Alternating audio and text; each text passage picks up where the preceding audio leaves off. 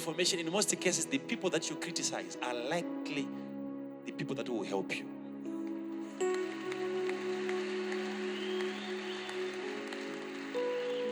Yes.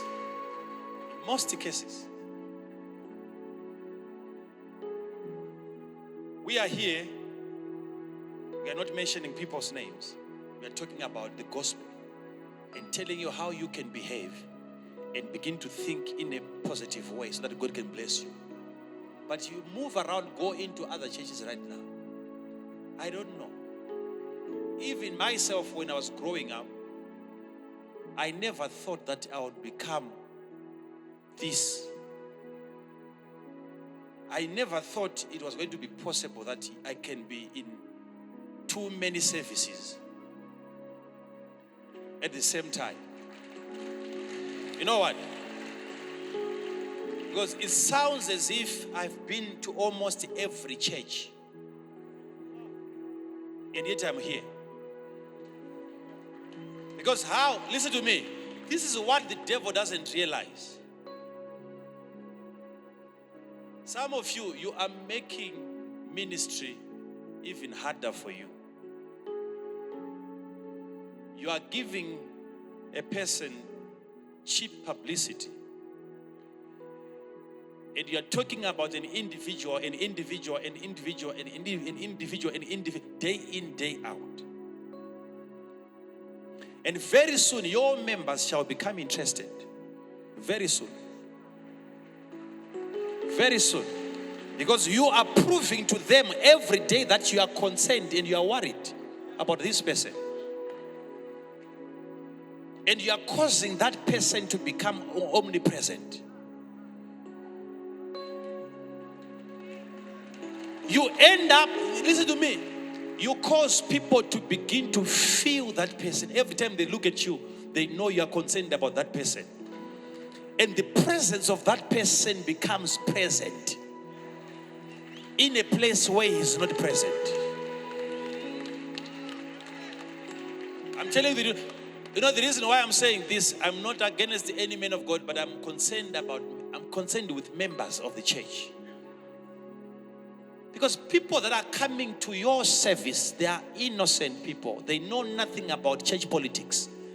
They want to hear what God is saying concerning their lives.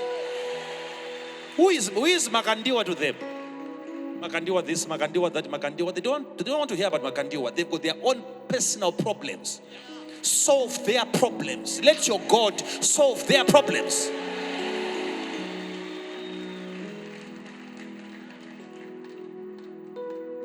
He is not here. And we are not there. Listen to me.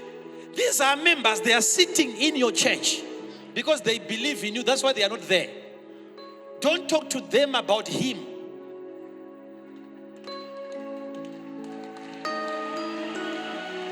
No.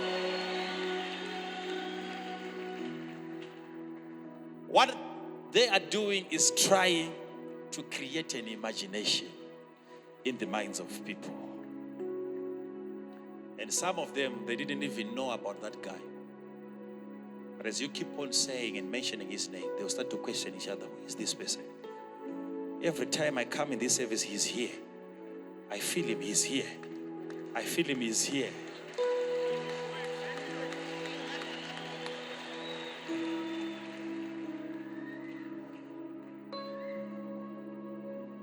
And then one day he will say, let me go and see for myself.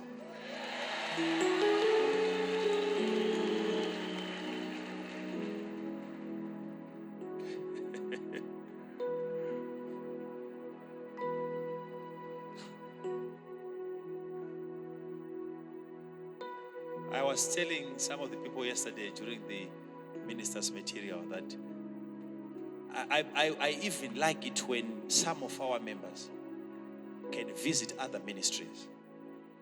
I like it. I like it. I like it. You know, even myself, I used to like multitudes a lot.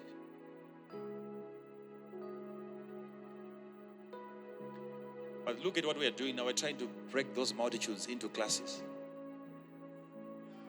It's no longer my hunger, it's no longer my desire. If there is any minister who is doing better than me out there, the better for you. The better for you.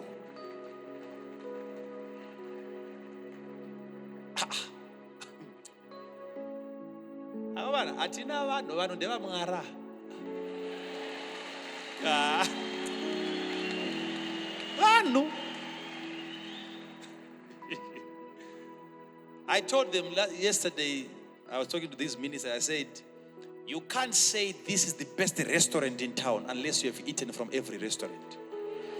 How can you say UFI is the best when you have never been to other churches? You go there. Go there.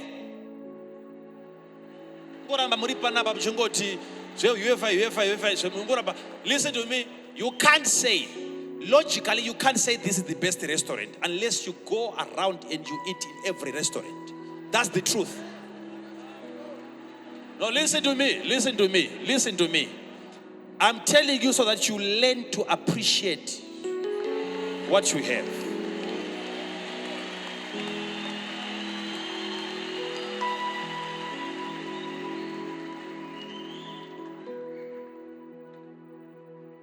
Why should people be running up and down?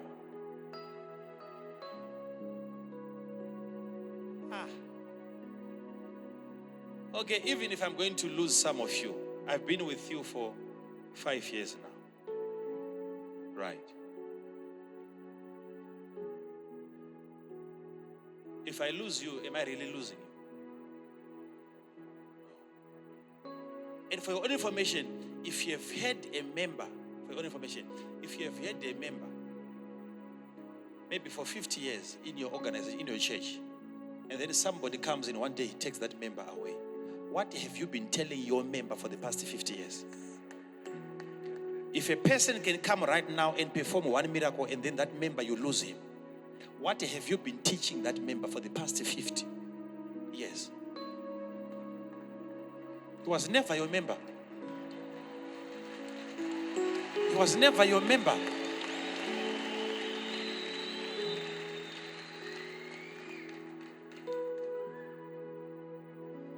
If you want to appreciate what you have, move around.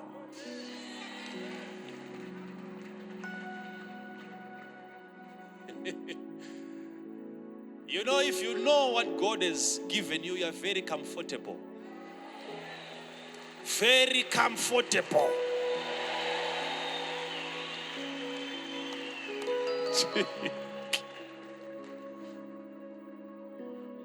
Imaginations. I'm closing now. Imaginations.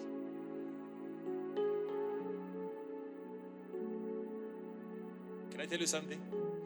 Do you know that after the locusts, God said to Moses, now that Pharaoh has hardened his heart, I want you to stretch your hand towards the heaven, and there shall be darkness, which shall be felt.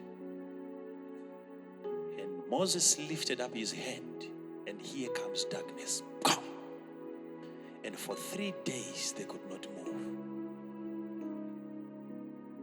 Nobody was able to move and even to go to anywhere.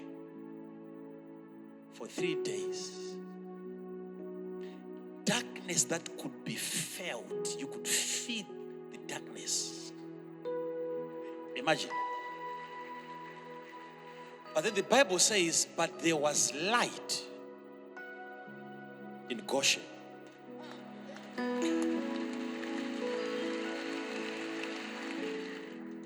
I want to throw something there.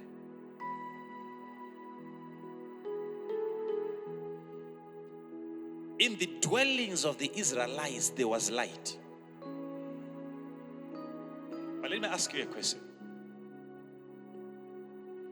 If there was darkness everywhere and there was light in Goshen,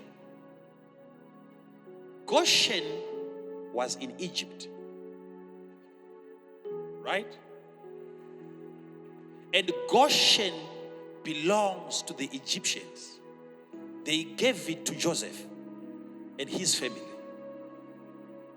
So for 3 days, if there was darkness everywhere else except in Goshen, why then didn't they move into Goshen? If there was light in Goshen. Let me show you something. Let me show you something. Because for 3 days, if there was going to be darkness everywhere else, and people are hearing that there is light in Goshen, all of them were going to march towards Goshen. And there was going to be chaos.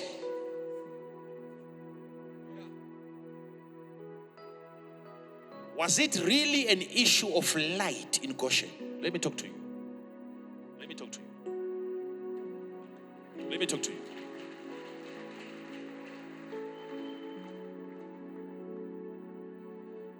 Did God perform a miracle in the atmosphere, or he performed a miracle on the people?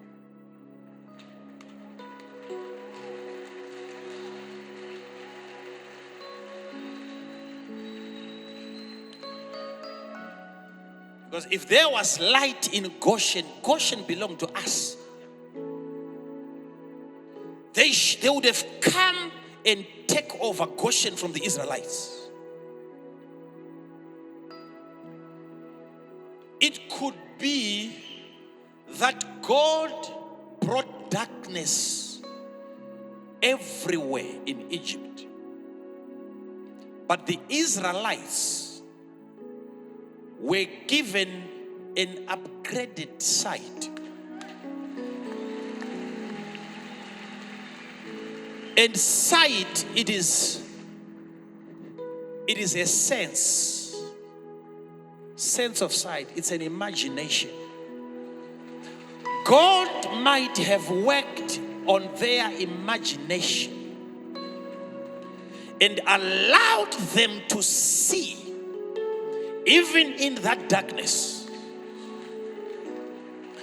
So the financial situation was the same. The economy was the same. Things were bad for everybody in Zimbabwe. But God performed a miracle on the people, on his people.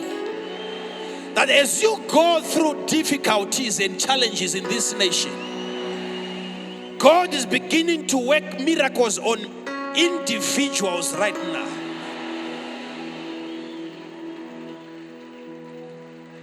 So light might not be in Goshen. God opened up their minds so that they could see. You'll find yourself in a place where there is darkness, and people surrounding you are going to wonder, how are you able to do that? Because they can't see and yet you can see. Why? Because the miracle is not in the atmosphere. The miracle is upon your life. God is now beginning to work with your imagination. If you are a member of this church, the way you see will be different from the way they see. The way you understand will be different from the way they understand. Am I talking to somebody here? If you are hearing me and under the sound of my voice, God is about to perform a sign and a wonder. In a moment of darkness where everybody seemed to be lost, God is restoring your focus. God is working on your vision. God is working on your sight. The miracle was not in Goshen. The miracle is upon your life.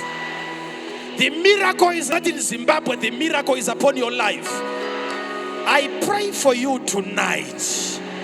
You shall open your eyes and you shall see. You shall open your eyes and you shall see.